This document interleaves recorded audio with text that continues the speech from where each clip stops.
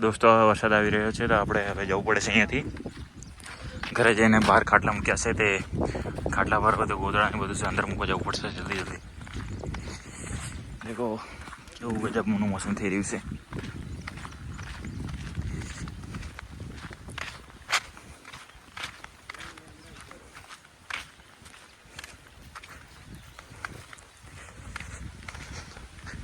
કેવું લાગે છે દેખો હમણાં ખેતર તો હજુ બાકી છે ખેડાવાનું પણ થોડા સમય પછી ખેડી દઈશું આમ.